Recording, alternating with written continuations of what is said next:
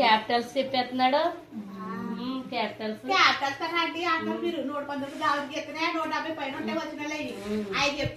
మధ్యలో అడిగితే మళ్ళీ నెంబర్ అడిగినా చెప్పేస్తాడు. చాట్లు వేయట్లేదా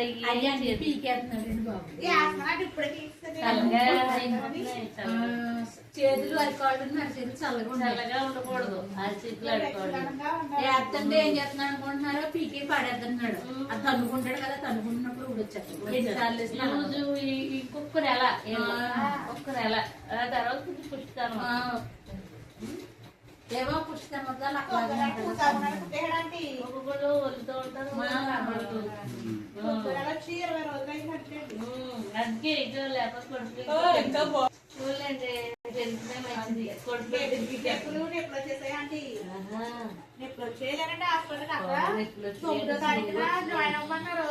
మేడం గారు అంటుందండి చేసేమంటే అంటే వచ్చినట్టు అయిపోతూ ఉంటది మేడం. ఎప్పుడు అదన్నీ హాస్పిటల్ తీసుకెళ్ళినా తగ్గ పెళ్ళి ఎందుకు అయ్యాతనంటే ఇంకా వద్దండి. ఒకసారి అయ్యేది ఇంకా బాబాయ్ ఎందుకు వచ్చిన యాతన మళ్ళీ కొత్తగా పెట్టుకోవడం యాతన మాట్లాడతావా?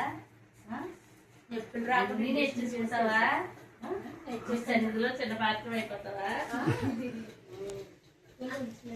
ఎవరేం చేస్తున్నారో చూస్తాడు, ఎవరేం చెప్ప పెడుతున్నా చూస్తాడు. మెల్ల నిలబెట్టేస్తున్నాడు. నిలబెట్టేస్తారు. మా ఏజ్ అలాగే తన్నేస్తాడు. గట్టి పట్టుకోపోతుంటే అంతే కాదు, ఇంకా 2 నెలలు ఆగాల.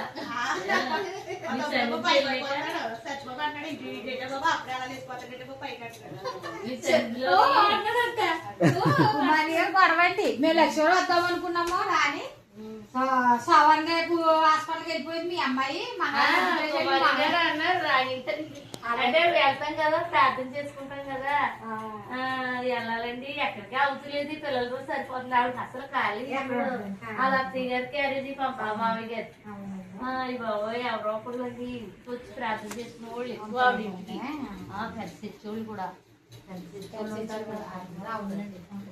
నిన్న కూడా వచ్చారు పెద్ద తెచ్చేవాళ్ళు.